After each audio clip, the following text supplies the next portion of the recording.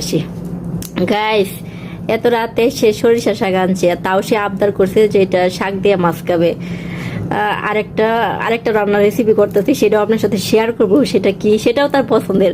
আজকে দুইটা রেসিপি, দুইটাই তার পছন্দের। এখন বলতেছি যে এত রাতে শাক আনার প্রতিশোধটা নিতে হবে না।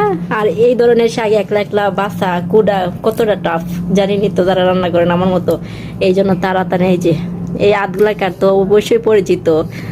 এই যে দেখেন বাসা কেমনে কেমনে শাক বাসে, দেখেন এমনি শাক বাসার, এমনি যদি শাক বাসে তো সারা রাত তার এই শাক বাঁচতে যাইবো, তাই আমি রান্না করলাম কখন চালাইছি।